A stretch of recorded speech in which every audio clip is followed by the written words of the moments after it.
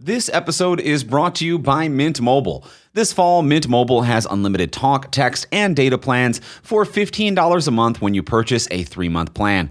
To get this new customer offer, go to mintmobile.com/TFS.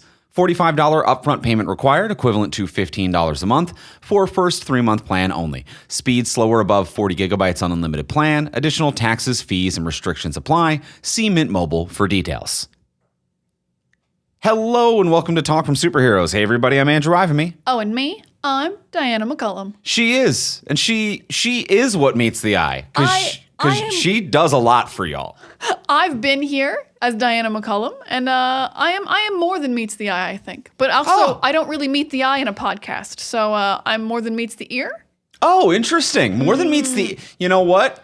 More than meets the ear. I like that. I'm not just a pretty voice. If we were I would be, frankly, shocked if there is not some kind of a Transformers dedicated podcast out there called More Than Meets the Ear. If there's not, somebody take that, please. Yeah. Because I will not be starting a Transformers podcast. We don't have it in us. But if no one's taken that, I might have to. Our schedule is maxed out we're hanging on by a thread here, time commitment wise. Our podcast studio is falling apart at the seams from use. Yes. It is always in motion. People are trampling in here every hour on the hour.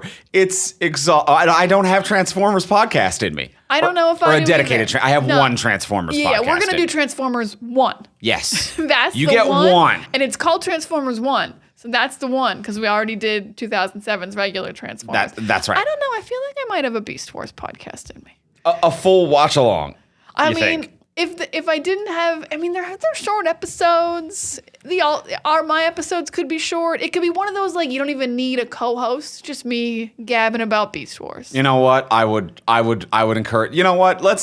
I was gonna say I would encourage this, but I'm like, let's not open Pandora's box here. You know what I mean? Maybe I should just write a second book instead. Maybe I should focus on my strengths more than meets the words. More than meets the words. I got words, I got ears, I got it all. It's all really good stuff. But we're going to be talking about the new animated film Transformers 1 this week on the podcast.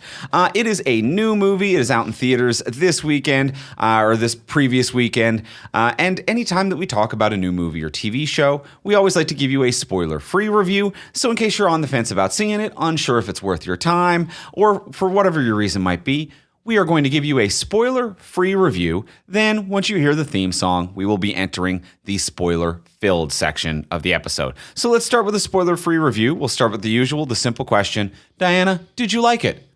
I guess I liked it fine, but it's a very boring fine. This movie was boring. It was like such a slog for such a bright animated movie where you can do everything. There's so much information. This is for children. Stop it. Just let them transform. Oh my God, it was so much stuff. Yeah, I'm slightly struggling to find things like I really liked. Like a few performances really popped. Keegan-Michael Key and John Hamm were both wonderful. Thank God they were here. They were really like elevating, making it fun, keeping the energy up, bringing something to their performances. I loved that. But yeah, the rest of the movie didn't do it for me. I didn't really know who I was like rooting, or I knew who I was rooting for because I'm like, Optimus is the main character. It's the truck. It's the truck. But I was like, what are our goals and what's stopping us? And okay. And then like the final fight happened and I was like, was that it? It just like, there wasn't a lot to love here. And I really wanted to. The trailer looked great. I remember being so jazzed by the trailer. I actually walked in really wanting to love this movie, and I'm quite sad that I found it very boring and too chock full of information to remember. So yeah, I'm going to actually, you know what? It's probably not even a fine. I think it's a less than fine. I'm talking myself down on it. So yeah, it's like a boring fine or not even fine. I'm not even quite sure. Andrew, did you like it? I'm worried about your face that you did. I like it a little more than you. I think it's an energetic fine. I didn't find it boring. I didn't find it, wildly impressive. This isn't something that I'm going to say that anyone needs to rush out to theaters to see. But I felt like it was like kind of a brisk hour 40. It flew by. It felt like a tight 90 where I was like, there's always something going on. And I agree, it's maybe more exposition than kids need. But in that way where it's like, here's some stuff. If you don't care, we also don't, and we're just having fun. And I think it skews young. I think it's good for a family. I think it keeps the energy up. I think it's entertaining. It has a couple of good laughs, but it isn't wildly humorous. It has, some fun little like actiony or exciting moments, but it isn't chock-a-block full of excitement. It's just kind of like a paint by numbers family fare G-rated Transformers movie. And I think it's fine. I think it's just kind of like, it's peppy. I had a good time seeing it, but I would never seek it out again. Yeah. Okay. I can live with that. Yeah, I do think I don't like it that much. Fair. Yeah. Fair. But I didn't find it super peppy. I think I found a lot of the voice actors were trying to be peppy, and only really Keegan-Michael Key and John Hamm were managing it. I agree that Keegan-Michael Key and John Hamm are the highlights of the voice cast, and then there are some other things going on here that I'm like, this is interesting, and I don't know if I like it or dislike it, but there are some choices being made that I'm like, you know me, I'm always kind of down for a like, you went for that. Like, I'm down for an interesting choice more than a like, okay, like we're just not doing anything. So there are some interesting choices that I kind of want to pick at as we get throughout the episode. I don't know if I would have said that about you. Andrew likes an interesting choice more than nothing, but I guess that would. Oh no, I always do. That question would never come up. Who would ask me that? Who would ask you that? I'm backtracking everything now. Yeah. But no, I'm always of the art opinion of like, try something. Just try something and kind of go for it. And there's a couple of options here that do that, but we'll get more into it. We'll get into it in the spoiler-filled section. So you're maybe a mild dislike you've talked yourself down into. Yeah, I'm giving it more of a like because I walked in with such goodwill, and every time Bumblebee said stuff, I was like, yeah. Okay. Yeah, let him say more stuff. Okay, so you're kind of bebopping and scatting over the board here, but all right. And I'm a light enjoyment of this movie. I think if I had kids or a family that I was looking for a movie to take them to, I think that this would be actually a good choice that I would be happy to kind of take younger kids to. So that's kind of where I'm at. Yeah, it was fine, but if I'm looking for the family, I would elevate it to pretty good. I actually would elevate it less for a family movie. Interesting. Yeah, I don't think this skewed towards kids at all in a weird way, but we can get into that more in a second. And can it be spoiled? Well, how much do you already know about Transformers? Yeah. The two main characters are Optimus Prime and Megatron, but they're best friends. So how do you think that's going to go? But I think you just spoiled it because they're not called that through most of the movie. Everyone shut up. You know what I mean? You know what I mean, though, right? Babe, he wasn't called Optimus Prime until the last 5 minutes. You know what I mean, though? Like, there's no 3-year-olds listening to our podcast. You know what I mean? What? Yeah. Vader was Luke's dad. So I don't think it can be spoiled. No, it probably can't. No, it can't be spoiled unless you are actually a baby. Yeah. Unless your brain is not fully developed, I don't think this can be spoiled. You shouldn't be listening to this explicit podcast. Yeah, we label this as explicit. We very much go out of our way to label this as explicit. All right, so that's our spoiler-free review. Before we get into the spoiler-filled section, I do want to let y'all know about something that we have going on here at the From Superheroes Network. We did this 2 years ago. We're doing it again on November 2nd. We are participating in Extra Life Game Day, which is a 24-hour live streaming marathon that is raising money for the Children's Miracle Network of Hospitals. We had some great success with it 2 years ago. We're excited to be doing it again. And what we're going to be doing, it's 24 hours where I'm going to be hosting this a live stream with a bunch of events from the network. So we're going to be doing a live recording of this podcast as well as all the other podcasts on our network, followed by like a brief Q&A afterwards. So if you want to be in the chat, see a live episode, have some questions for us, be part of the dialogue, you can come hang out and be part of the live stream. And it's all raising money for charity. We're asking to give now if you can over at extralife.fromsuperheroes.com because we have cool bonuses for you if you do. If you donate $20, you're entered in a raffle for a prize draw that we'll be drawing live on the streams. There's lots of cool prizes. You can get a signed copy of Diana's book. Hello. Pew, pew, pew. It's very funny also. It's very funny. Also, you can get free t-shirts from tpublic.com. We have a deluxe gaming controller from Hex Gaming and other prizes to be announced.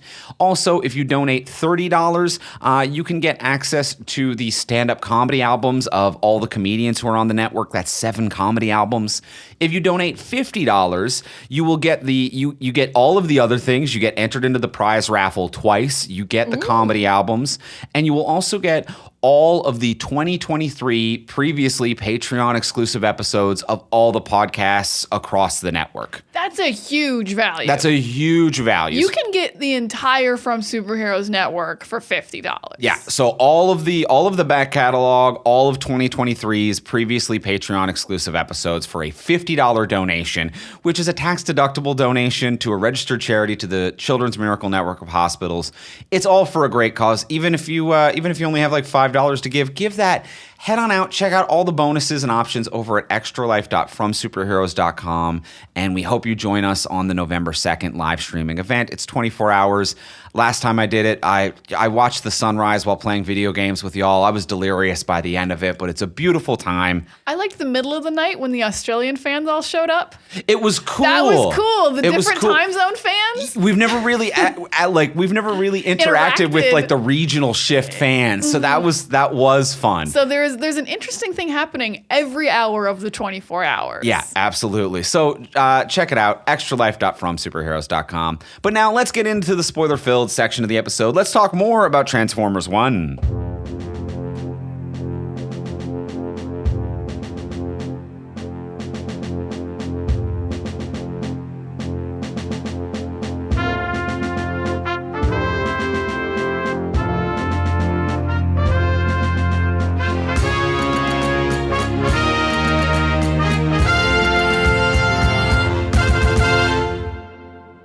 All right, so we have seen Transformers 1. We are in the spoiler-filled section of the episode. I'm sorry you didn't enjoy it as much as you wanted to, according to the trailers. But then also you did at times. I did at times. I did when like the two characters who were popping for me showed up. I think what really disappointed me is, I think overall, like if I'm going like what made me so disappointed is I think it's because I felt nothing for the Optimus Megatron friendship, so then I felt nothing for the loss of friendship. Yeah, I can agree with that. So like the friendship was so built up of like, whoa, look what good friends they are. They've high-fived 18 times. And I'm like, they sure have. Is that signaling something that's going to happen? But like, their friendship wasn't any deeper than that. Their friendship was a series of high fives and catching each other from falling off cliffs. And not even that many cliffs. Like a couple times in the race. Yeah, like they are coworkers who are not friends with anyone else. They are the best coworkers at work. They're your coworker friend. They're like the one you've latched onto. Yes. Yeah. Mm-hmm. Yeah, and that's all they really are. But they don't feel ride or die. They do not feel ride or die. Yeah, because like even early on we see like they're miners, they're working energon mines, and there's a mine collapse. And you know who will become Optimus? I'm just calling him Optimus for this. Optimus. I'm not calling him Orion Pax. I'm going to call him Optimus. Young Optimus saves a young Jazz, but he doesn't save young Megatron. So I'm like, that could have been the ride or die moment. So it's a lot of stuff like that where it's just we're told that they're friends, but we don't really like see the value of that. No, because like Optimus just keeps tricking Megatron into doing stuff with him, and then Megatron's like, I didn't want to do that. Yeah. Until like something positive happens because of it, and then he's like, I guess I did want to do that, and so it's like. The betrayal is like the turn for Megatron is slightly interesting. I also didn't love the turn, but yeah, if there had at least been like a friendship that I felt deep in my soul, I would have been like, oh no. I mean, I kind of liked it more as just the tale of Megatron getting stark raving mad without the friendship. Like, I find the turn interesting as a singular character and less as a best friend. Yes, of just a singular person who's just like, so everything we believe in is a lie. The system is a form of control. And the only one that's ever respected rule or told me the truth are people who just win through violence. So of course that's the system that I buy into. And it's like, yeah, he's not wrong. And this is kind of a cool journey. It doesn't work with the friendship, but it's kind of a cool journey I think he goes on. Yeah, it doesn't work with the friendship, but it's an interesting journey if it was like, if you maybe just started out with like 4 friends who all worked in the mine and there was no best friend element. Yeah. And they were like, yeah, no, we work with Megatron. He's a good miner. And we're going to take him on this journey with us. And we're like, oh, he's very violent. We did not know how violent he would be. Oh, boy. Yeah. But yeah, there's just like no inkling of him like about to be violent or anything. And I do just maybe it's just hard for me to see them so young. I'm like, I just can't picture Megatron as a guy who liked stickers. Yeah. That's hard to swallow. Yeah. That's hard to be like, the guy who turns into a gun? Oh, he loves stickers. He based a large part of his personality on a sticker. It's a sticker? It's a sticker. And he like wanted more. If he had, like, he would be covered in more stickers if he had them. Yeah, there is a childlikeness to that, which I think that like it works. That would work for kids. That would, I mean, I also like stickers. Yeah. But I don't believe in villains who like stickers. Okay, but it's a light villain. It's something, you know, it's not the worst. So like, It's not the worst. No. this story is meant to be about a early friendship between what later becomes Optimus Prime and Megatron, and they're best friends, and they turn on each other and they become enemies throughout this journey of like they're miners, and it turns out the system has been oppressing them, and there's one benevolent leader who's actually been stealing parts from them to create a working class, and it's quite a bleak vision of Cybertron. It's a pretty dark thing that is going on, and also this is just between this and that other Lion King movie, just a huge year for kid movies telling you that your best friend / surrogate brother will someday kill you. It's pretty insane. I mean, I really wish there was an X-Men movie this year to get like a Magneto Xavier. Oh, a Magneto Xavier, a young Magneto and Xavier as best friends. Like, you know, X-Men 97 is still doing it. So it's still all in the same calendar year. We do have all 3, but that's not a movie. But yeah, I think that's the trifecta of like your best friend turns on you and becomes your greatest enemy. I feel like this is a year that's going to traumatize some kids. Yeah, your best friend's going to kill you later. Yeah, I feel like I can feel some therapists in the year 2039 who are like, where do you think your trust issues began? And someone sitting down being like, remember that year that Transformers 1 and Lion King Mufasa came out? Well, I kind of stopped believing in best friends for a while. Because both movies, if you are young enough and don't know the lore, because in the trailer for Lion King, they also, Scar's name is not Scar, it's Taka or something. And similar thing in this, they're like, it's not the names that you know. That's Orion Pax and D16. It's like, oh, okay, so they're best friends and everything's going to be just swell for them at the end of this movie, right? What a weird trend for the year. Just be like, don't worry. It's a different name. It's totally a different name. Oh no! Now they're villains. And they will kill you. They will kill you. Once they change their name, they will kill you. They're gonna kill you. So yeah, big year. Big year. I mean, also big year just for not year, but like big couple of years for Transformers just rebooting themselves over and over again. Yeah. Yeah, like Bumblebee was set in the 80s and was kind of a reboot. I think Bumblebee was the 90s. Beast what was that called? It was not Beast Wars. It was not Beast Wars. Rise of the Beasts? Rise of the Beasts, I think, is correct. Like that? Yeah, and that was set in the 80s. I believe that was the 80s because they were also restarting again. And now Transformers 1 has a goddamn 1 in the title. And this is like thousands of years ago on Cybertron. Like, they're just getting further back. They really like. They're getting how further. How early does this franchise have to go? They're saying. Yeah. The next one's going to be all about just those original primes or whatever. We're going to keep going backwards until they find the heat again. When they brought up the original primes, I did wonder if I'd missed a movie. I'm like, was this a cartoon show first and I didn't watch it? Who are primes? Who are primes? They did drop a lot of lore. They did drop a ton of lore, and we're not hardcore Transformers people. We kind of discussed this last week. If you're a hardcore Transformers fan, I'm sorry that we don't have the names memorized. We're going to make some silly things.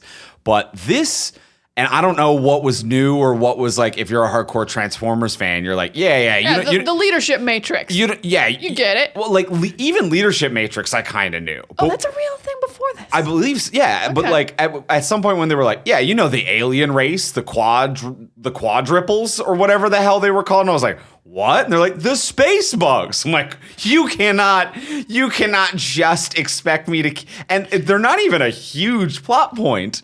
You're just dropping space bugs on me. So there is a lot of plot going on. And I know that was a big problem for you. I mean, I think not having any very much Transformers knowledge did make me watch this like a child. And I was like, oh yeah, primes, cogs, the surface is weird, there's aliens, there's there's other stuff going on. What else did I write down? Leadership matrix, that was a big one. Yeah. Energon, if you don't know what Energon is.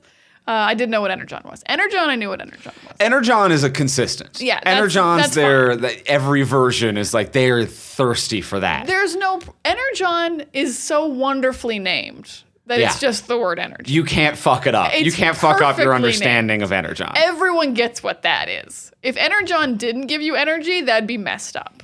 That would be a real flaw in the system. But the fact that Energon is energy, that's absolutely. But yeah, as with my childlike wonder that I watched this movie, I was like, I don't know, there's cogs? There's primes? Yeah, the cog stuff caught me off. I wasn't familiar with this as part of the lore. If it was, I don't know. Yeah. I didn't know. You need a cog to transform. I thought it had to do with the spark. Sparks were never brought up in this. Sparks were only brought up when they found that one guy who wasn't dead yet, and they were like, his spark is still alive, but he's out of energon, which I thought would go together. And then they gave him a snack. They gave him a little cube. Yeah, they put a little sugar cube in his mouth. They put it in his mouth instead of some kind somewhere in his body. Yeah. It's like if you found someone who was dying, you'd pour water in their mouth. There's no other way. I don't think. Maybe just very gently. Yeah. Yeah, they'd probably just just a sugar cube in his mouth, and he's like, "I'm back." Whoa, sugar, energon! And I'm like, energon, I get it. Energon. It gives him energy. I get it. It's a 1-to-1. Okay, I get it. But a lot of plot points going on. So there are the primes, who are the like original 6 creators of the planet. Then there's like, I forget what they call it, not Alpha Prime, because he was Primus. Was it Primus? Primus made the planet. Primus, yeah. So Primus is the first who made the planet, and then the planet made the other primes, of which there was a group, and then Sentinel Prime is the one who betrayed the rest of the primes to try to sell the planet's energon to some space bugs called quadruples or something. I cannot remember, and I'm so sorry. I know someone's mad at me right now. And Sentinel Prime wanted the leadership matrix, but it dissolved in his hands because he didn't have any leadership abilities. Yeah, because it has to choose you. And then he's also stealing people's cogs to create a working class to mine for the energon, which is where Optimus and Megatron work before finding out about all this and then kind of getting mad at one another at the end. That's a lot of stuff. That's a lot of stuff. There's also a race at one point. There's a race at one point that seemed important, and then it wasn't. It really wasn't, but it was fun. I actually liked the race sequence. That was fun. I will say the race sequence was fun. It was not plot relevant in any way, which later makes me like, why was it there? But in the moment, it was fun. It was very fun, like, the ways they were trying to get ahead, the fact that they don't actually end up winning, that they just like sit at the end and they're like, well, we'll be second place, and everyone passes them. Really funny, actually. There's a couple of very funny beats here that aren't actually all just Keegan-Michael Key, even though I think that's true. Yes. That is one of the funnier beats of them just sitting there like, well, we'll be second place. Literally everyone races by. There's some classic just animated comedy beats. Like there's the he's gonna say the line and then they fall down a hole. Is he about to say transform and roll out? And he's like, hey, it's time for us to try, and then falls down a hole. And like that's funny. And the wide really cut of guards. To the henchmen. The wide cut to the henchmen noticing them is henchmen are always funny. Yeah. Well, they fall around in the background. Like that's really good. Yeah. There's some really good, just I think like classic clean jokes.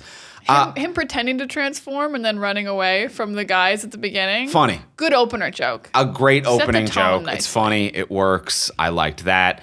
I liked Bumblebee. Keegan-Michael Key is killing it here. He is crushing it. He is So funny. Oh my God, he's so energetic, but he's not too much. He is I not. love He Keegan could have been Michael- too much, He but he's not. could have been too much. And you know what? If you told Keegan-Michael Key, like I need you to be too much in this, he can be too. If he can choose to be too much, and he always chooses not to. He gives you the maximum amount before being too much. He knows he's like water that won't go over the surface of the cup. Oh, but he's know when you- overfilled the cup. Yeah, you know when you can But fill it the like surface slightly? tension is He got the surface That's tension his comedy. every time. His comedy is the cup that has that little bubble over the top.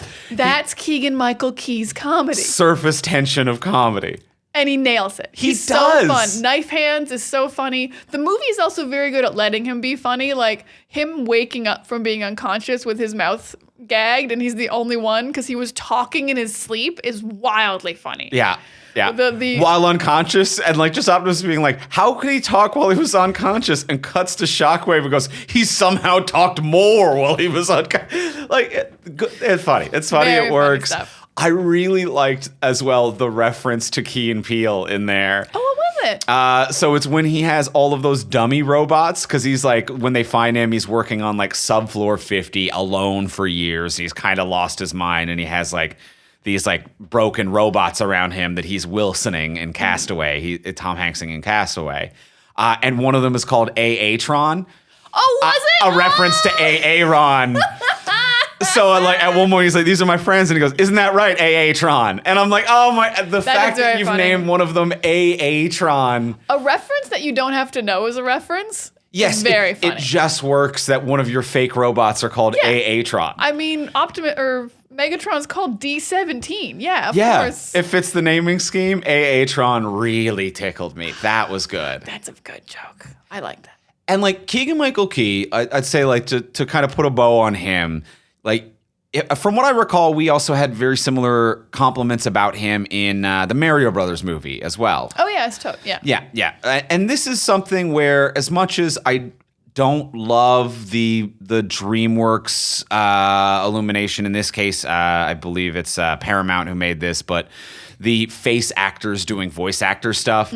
But Keegan-Michael Key is one of those people where it's like, you just do it right, my guy. Like he's just, he works got on it. camera and in voice. He is giving it. He's got it and he's giving it. No, I totally agree. You're pretty much always going to get a better voice performance from a voice actor than a face actor. But Keegan-Michael Key is bringing it every time. Yeah. And everyone else in this cast, as far as like face actors doing voice jobs, and this is wild because it's 100% face actors top to bottom. Most animated films, even DreamWorks stuff, will slip in like 3 regular working voice actors. They didn't do that at all here. Like They wanted you to know everyone. Steve Buscemi is Starscream. What a choice! You know, John Hamm does do a great job as Sentinel Prime. Lawrence Fishburne as Alphatron. But yeah, they really just go for faces top to bottom. Well, children love Scarlett Johansson. Kids. I didn't think even know she's- Scarlett Johansson was in this movie, and she's the third lead, and I couldn't help but asking, why? You could have saved so much money. Yeah. And I'm actually going to say this, and maybe, it has to do with like her voice performance and her, things like that.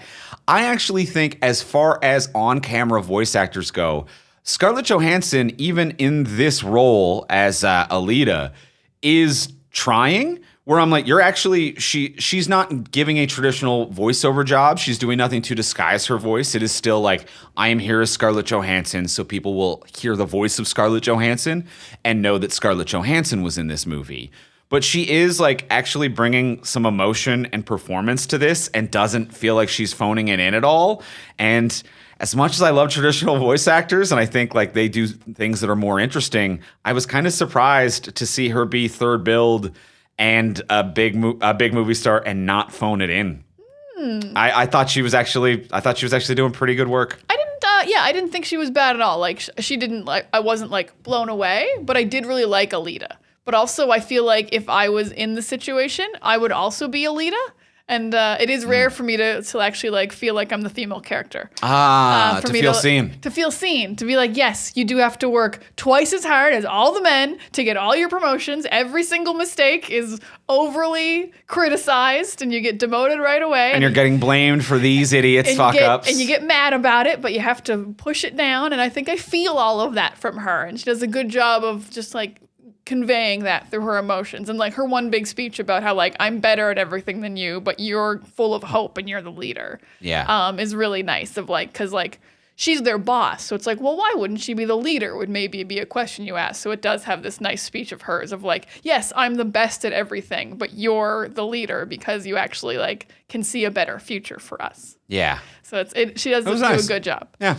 Yeah. It was a good, well-rounded character. Yeah. Mm-hmm. And then I think, Brian Tyree Henry does a very good job of Megatron. He does do It's adequate. It's good. Adequate. The turn is interesting. I think I'm more interested in Megatron. He does sell the turn really well. Yeah, I think Megatron's a little boring before the turn. He's kind of a doormat. He just does whatever Optimus wants, which I'm like, Megatron just does whatever Optimus wants? Like, even like before he Megatrons, that just doesn't feel right. But voice performance wise, once he got like evil, I was like, it's kind of cool. He is a little scary. Yeah, he's a little scary. He's kind of cool. I think he does a good job with it. I think that, there are a couple things about this that I think it would have worked better as a series. It felt like a show. I felt like I was watching a TV show. And it felt like if it was a show and it's like season 2, their friendship is falling apart and the actors are making decisions to kind of change the vocal octaves. And even though, they're all robots, but it's like, oh, they're getting older and kind of more grizzled or whatever. Whereas it feels a little bit rushed in a 2-hour window and a movie that really also kind of takes course over 24 hours. It felt like it could have sold better as a series. And I do want to talk about Hemsworth as Optimus Prime. How do you feel about Hemsworth as Optimus Prime?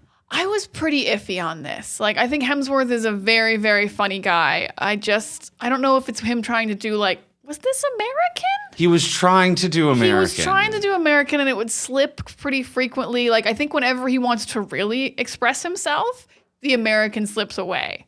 And he's like, because he's trying to have fun, he's trying to energon with that. But I think every time he really gets into it, he like forgets to do the accent, and it does make it a very inconsistent performance. And I also just like didn't really feel like he was Optimus.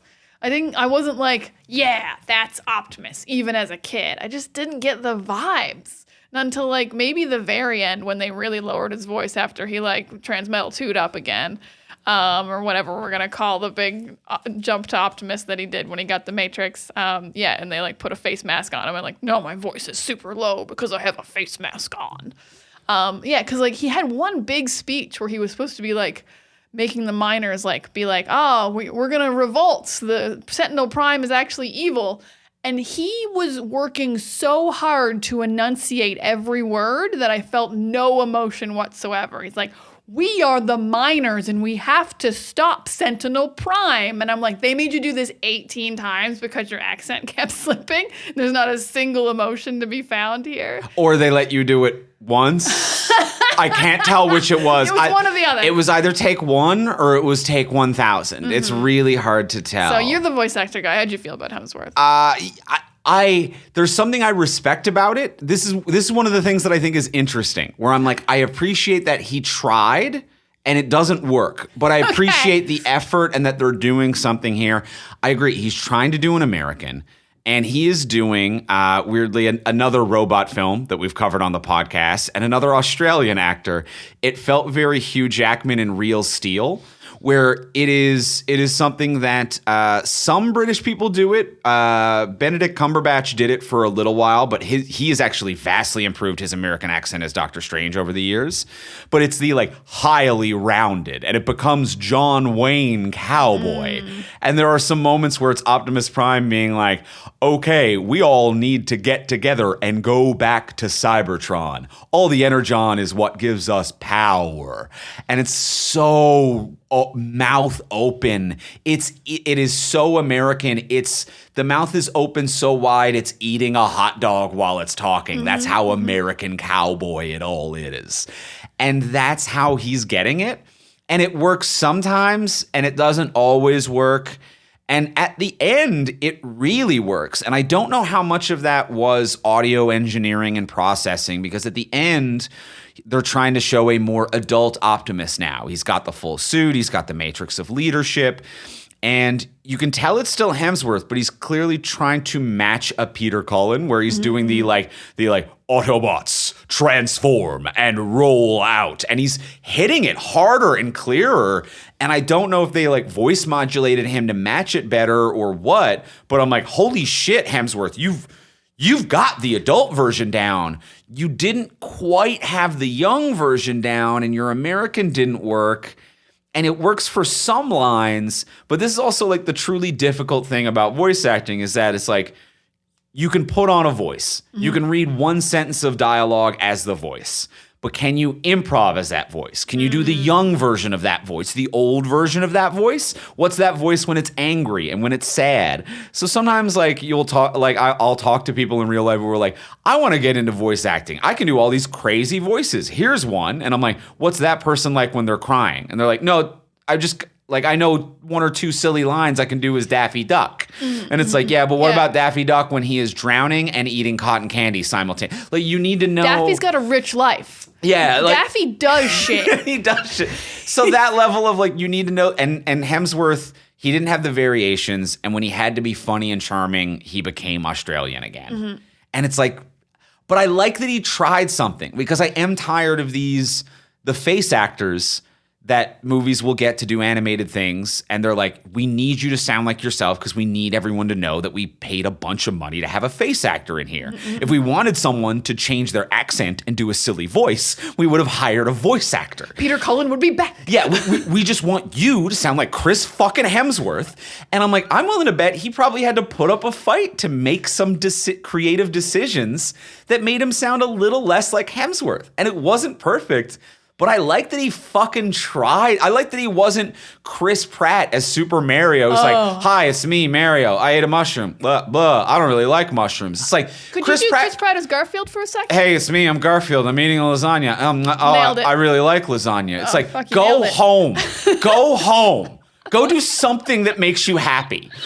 But there are moments in this where I'm like, Hemsworth is having fun and this makes him happy, and I'm glad he's here trying. You have actually really sold me on the rounded American, because when he did it, I just found it boring and slow. But when you were doing it, the rounded American, I did feel the like 80s Transformers of it all. I was like, oh, that kind of is what Optimus like was sounding like. Autobots roll out. And it's like, oh, that kind of like gets you in the guts in a weird way. But I don't know if that's only a nostalgia factor and not a like, it's actually powerful today factor if you're like a little kid like I was watching this. Yeah. But you've sold me on the like the intention of doing the American versus like just keeping your accent. Yeah, the roundedness, I agree that there is kind of like a dated announcer, like strong diction, and we're enunciating everything really clearly. And we're also robots. But the tongue placement was off, and it's just like it was fighting his Australian accent. You know, it wasn't quite that. Yeah. But I'm glad he's trying. I'm glad he's trying. All the best to Hemsworth. He did 8,000% more effort than other face actors in big name voiceover roles. I will agree with that. And I think we're gonna for voice actors to end off, we have not given John Hamm his credit yet. He really does a great job of this. He nailed this. This was like if Homelander was a robot.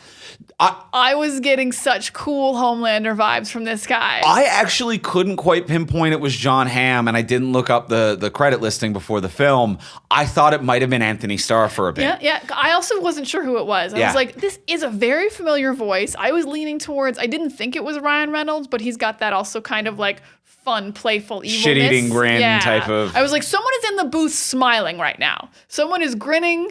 Yes, exactly. Someone is like, Yeah. His mouth is in a smile the whole time he's delivering lines. So John Hamm really made this guy, I think more than what was on paper made him feel evil. I think he elevated what was actually written here to 1,000 degrees. Yeah, it almost felt like an old Phil Hartman performance as well. Like a monorail salesman if he was a robot. Yeah, there was something Troy McClure about it, where it was like, you might know me from such films as, you might know me as the one who goes up to the surface and looks for the matrix of leadership.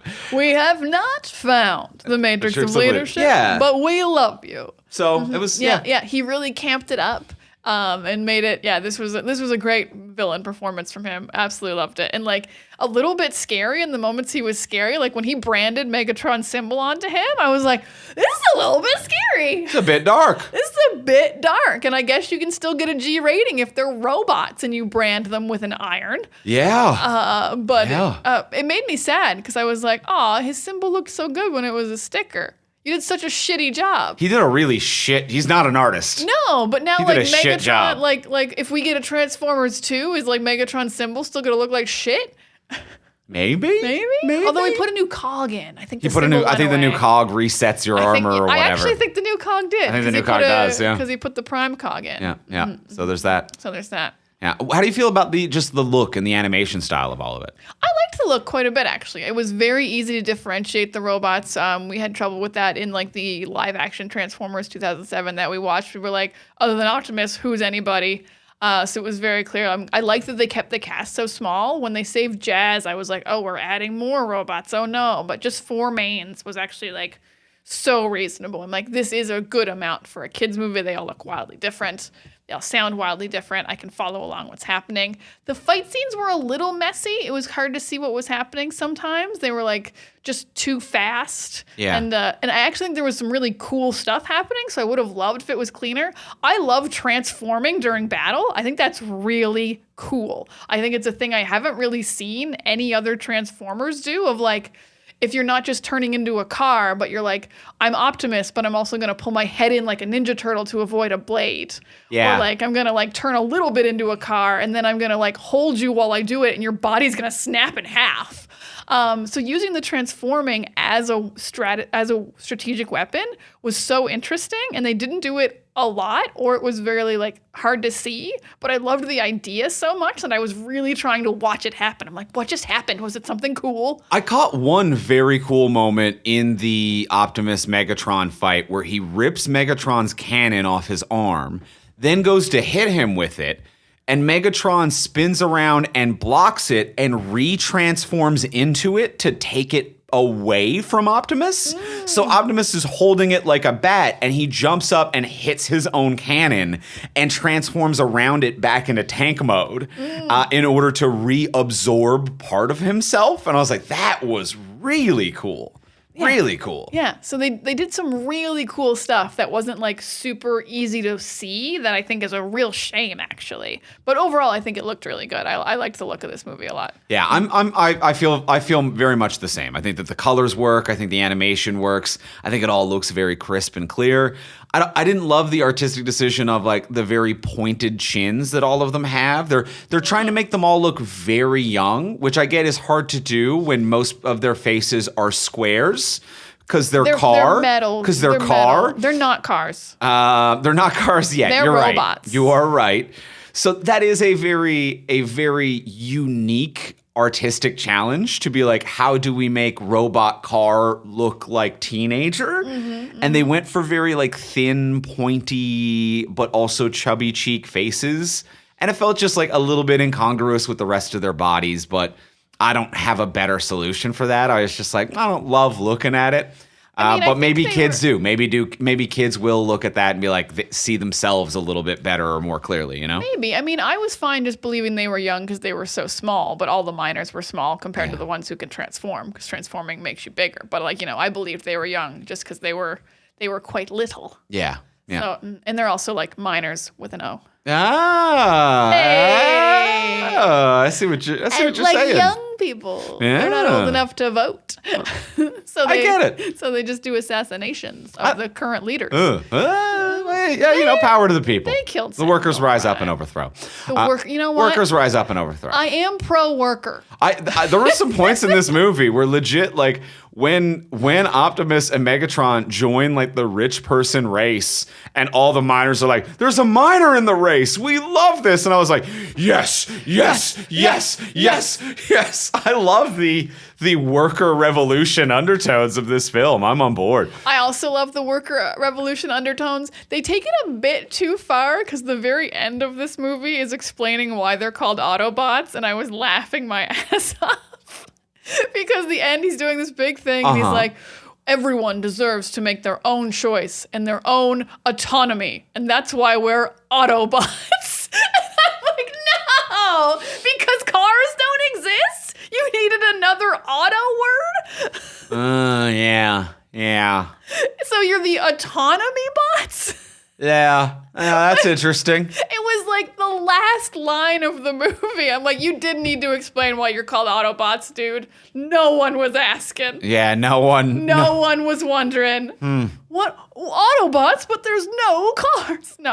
No one cared. Yeah, I would have just accepted. Or if they just never said Autobots also would have been entirely acceptable. I do love a revolution. And like, I do love the message of this movie of everyone gets to make their own decisions. You shouldn't have everything chosen for you at birth. Yeah. It's a very, very good message. It doesn't need to be the reason for the word Autobot, but bodily autonomy is bodily autonomy and workers rise up are two real sick ass fucking killer messages that we are 8,000% on board with. I would love to cram those ideas into children's brains. Yeah. Bodily autonomy, workers' rights, unions. Do we have a union in the Autobot I world? swear to God, if someone started a union, I'd be fully hard watching this movie. This is too much. Starscream, was that a union you had? Starscream's a man of the people. He's a union man. I voted for Starscream. Yeah, there's some good shit in here that I feel real good about. Yeah, there. You know what? There's some stuff happen. It's not too bad. Well, shall we go in for the close? Let's go in for the transform and close. Well, let's ask the final question of what would you change. So now that we've discussed everything we've discussed, what would you change about this movie if you could change anything?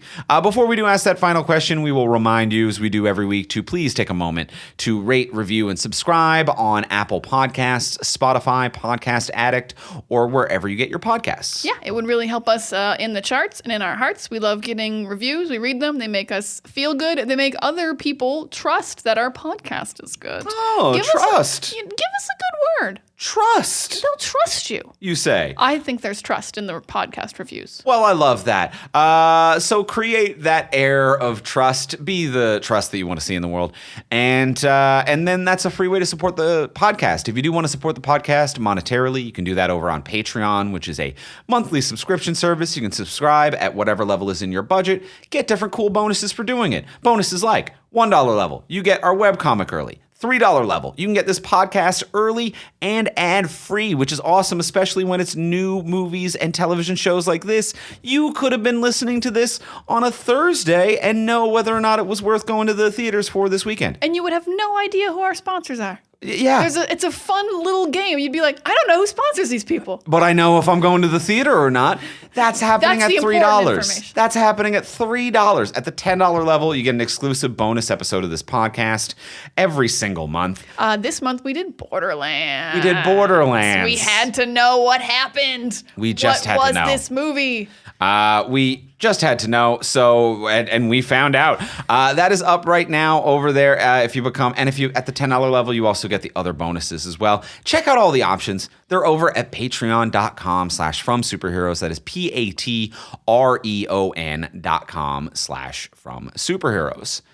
And now, let's go in for the close. Let's ask the final question of what would you change? Diana, what would you change? Two big changes. My first change I don't know if I necessarily need, but in the end I didn't think it was worth it. I wrote it down before we started talking. I don't think we need the race. The race is fun, but it didn't do anything plot-wise because they had just blown up an entire tunnel of energon. They easily could have just been demoted to waste. We didn't have to do the race, get in trouble, get sent down to the waste part. So if you need to cut some time out of this movie, get it moving a little faster, you can just cut straight to that. But I don't I'm not like hard on cutting the race, but I think we could cut the race. My biggest change is going to be the final fight is actually between Sentinel Prime and this alien race, because I was really unclear of the stakes of what we were fighting for. Like, did we have to stop him, or did we just have to get this message out? He doesn't have like a thing he's trying to do right now. He's already done everything. He's already sold the planet to the aliens. He's already taken our cogs. Yeah. So I would really much rather have like a giant battle. I'm going to say it's like, they go to fight Sentinel Prime. He calls in the aliens as backup. Everything looks lost.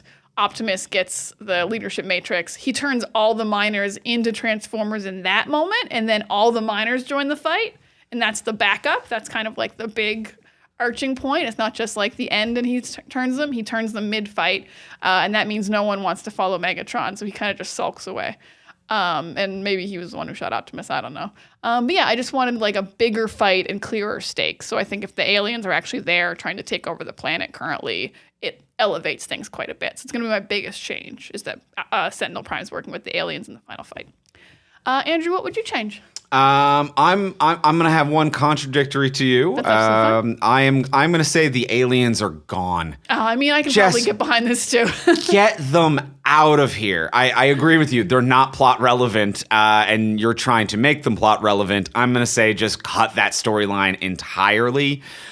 This whole like Sentinel Prime sold the planet to aliens, and it's like, okay, are they coming back? Are they a threat? Because the movie just kind of ends with Optimus being like, and if they come back, we'll be waiting. And I'm like, but they were here. They're here in this movie. What do you mean if they... 3 hours ago, you were like, oh no, that's so many ships. Do they know that you're a threat, Optimus? They don't know any of the things of this movie have happened.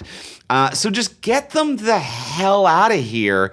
I think it works just as well, if not better, if it is just Sentinel Prime murdered his friends because he wanted to rule this planet and he wanted the matrix of leadership, and then he didn't get it, and now he's just desperately been searching for power this whole time. I can get behind that too. Easy. And then it's also just an easy parallel to be like, okay, like Megatron hates him, and it's like you become what you hate. You are a guy now who is jealous that your friend has a matrix of leadership and has become power hungry. And it's like that's what's going on, as opposed to the whole like you sold out democracy to an alien species. Like what? Yeah, there's not a lot of parallels there in the real world for me to. No. It's not like workers' rights. Yeah, it's a bit harder to wrap your little head around. Yeah. So I think just ditch the aliens completely. It does nothing but get in the way and cloud up the whole storyline. Yeah, because I would also say, sorry, this isn't that much about your change, but I'm also just thinking about the aliens now, because the aliens wanted Energon, but like once the Energon's flowing, I think there's like an unlimited supply. So I'm not even sure if we have to fight them, or it can just be like, do you want some? Do they have words? Like they don't also like... Can you negotiate? What are they? What are they? Yeah. I'm okay. You know what? I like both our changes. I like me making them more relevant, and oddly enough, I also really like you taking them out completely. It has to be more or less. Two middle ground on aliens. Well, we've done it. We've done it. We've done it. That is going to be it for this week, talking about Transformers 1. Next week on the podcast, we will be back, and we're going to be talking about signs. We're going to get a little Joaquin Phoenix before we get a lot more Joaquin Phoenix. Yeah, we'll be doing Joker Folie à Deux in a couple of weeks. I'm definitely just calling this Joker 2. We'll be doing Joker 2 in a couple of weeks. So let's start that Joaquin train, and we're gonna have a little fun and talk about science next week. So we'll be talking about that next week. In the meantime, if you want to get a hold of us, you can find me most places. I'm at Ivimey, Ivimey. You can find me Pics of Diana on Instagram, or Words of Diana on I think Twitter and Tumblr. And you can find my book, Sex Lives of Superheroes, at fromsuperheroes.com/sexlives for all the links, or just like Google Sex Lives of Superheroes. It's like on the Penguin Random House website. It's easy to find. It's on Amazon. You don't need my links. It's all the places. It's all the places. Sex Lives of Superheroes. You can find it. Boom. Yeah, but fromsuperheroes.com/sexlives. Or you can find us pretty much everywhere at From Superheroes, or visit our website, fromsuperheroes.com. And we'll talk to y'all next week. Bye.